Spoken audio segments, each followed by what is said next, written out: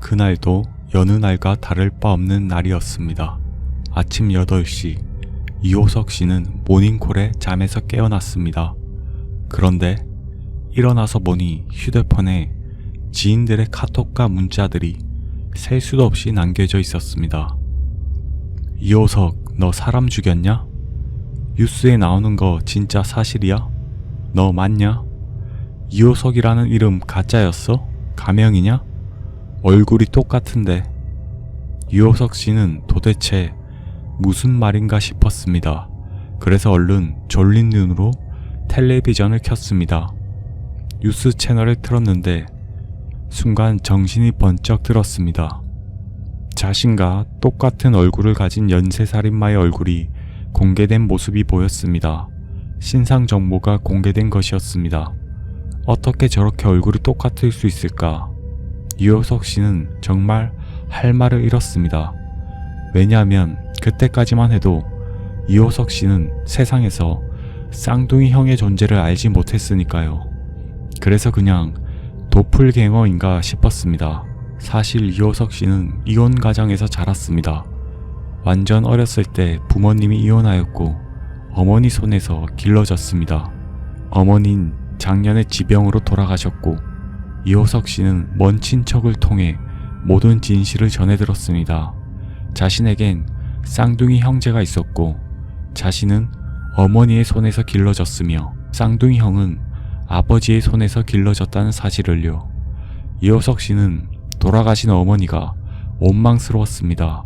성인이 되고도 한참이 지난 지금까지도 어째 그 사실을 알려주지 않으신 것일까요? 아버지는 어렸을 때 교통사고로 돌아가신 걸로만 알고 있었습니다. 하지만 원망한다고 달라질 건 없었습니다. 이젠 수습을 해야 하는 상황이었습니다. 그렇지만 이미 하루 내내 자신과 똑같은 얼굴을 가진 쌍둥이 형의 살인 행각과 얼굴이 매스컴을 오르내리고 있었습니다. 이호석 씨는 어서 관련 당국에 문의를 했습니다.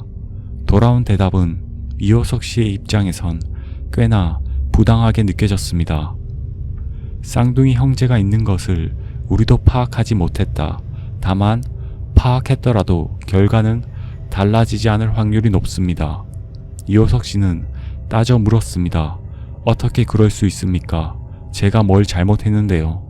사람들이 앞으로 수군될 게 뻔할 것이고 오해할 것이 분명했습니다. 하지만 안타깝지만 당장 절차상 방법이 없다는 말만 돌아왔습니다. 소송을 걸어도 한참이 걸릴 것이고 법은 신상 정보가 공개된 범죄자라면 그것이 쌍둥이일지라도 원칙적으로 공개가 된다는 것이었습니다.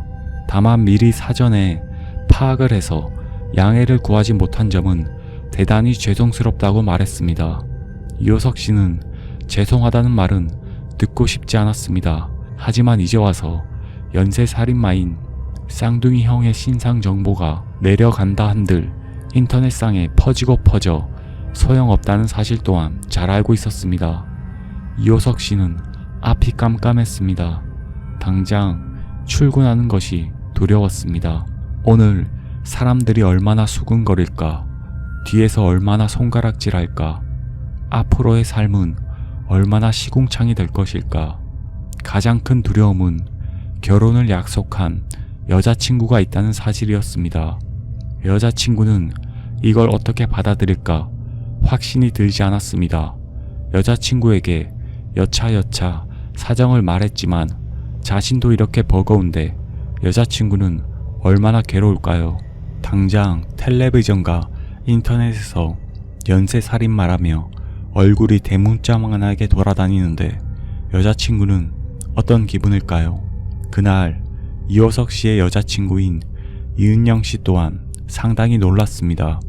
텔레비전을 틀자 자신의 남자친구와 똑같은 얼굴을 가진 남자가 방송되고 있었으니까요. 이은영 씨는 많은 연락을 받았습니다. 친구들의 걱정 반, 호기심 반, 속내를 숨긴 메시지들을 볼 때마다 가슴이 철렁했습니다.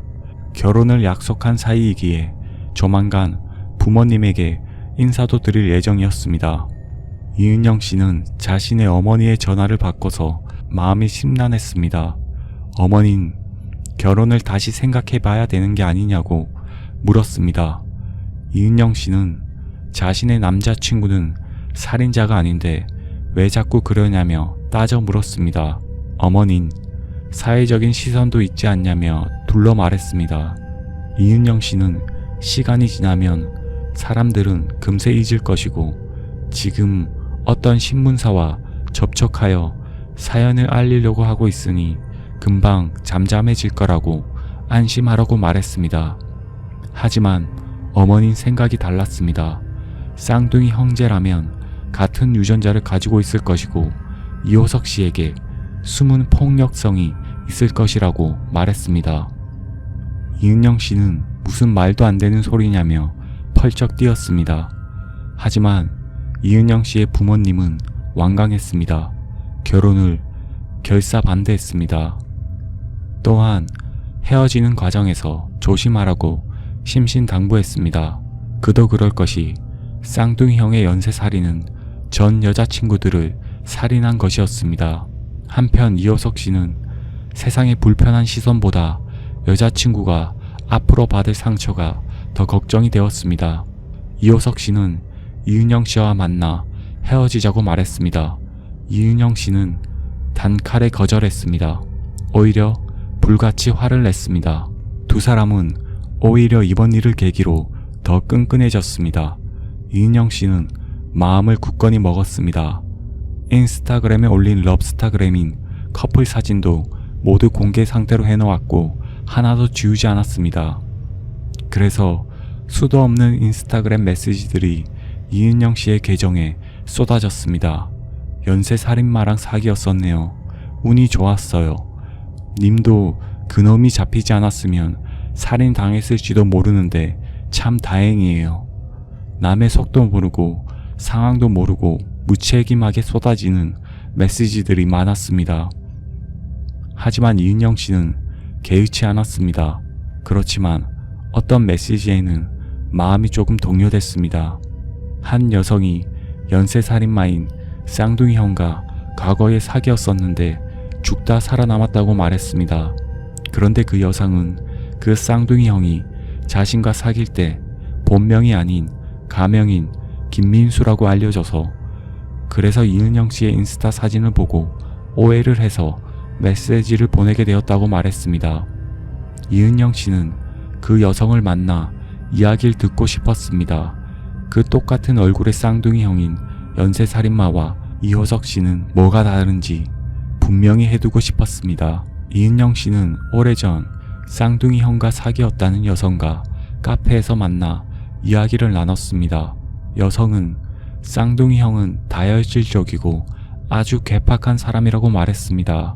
반면 이호석 씨는 평소 꽤나 차분하고 정적인 사람이었습니다. 이은영 씨는 내심 안도했습니다.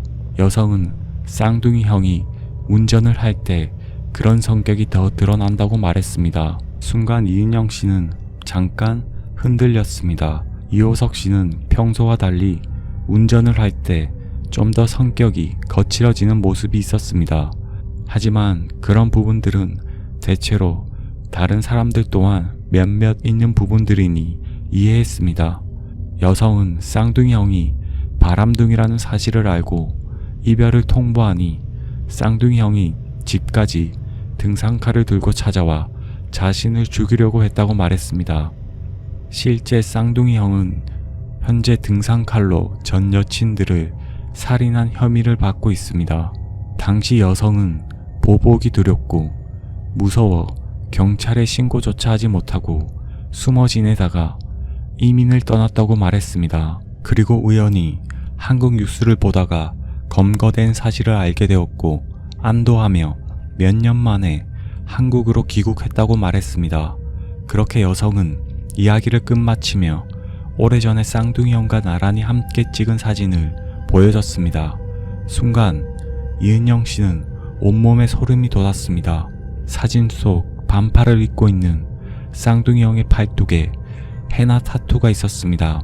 헤나 타투는 일정 시간이 지나면 지워지는 문신인데 그 헤나 타투의 하나뿐인 모양은 이은영 씨가 직접 디자인을 짠 도안이었고, 오래전 이은영 씨가 이호석 씨에게 직접 그려준 것이었습니다.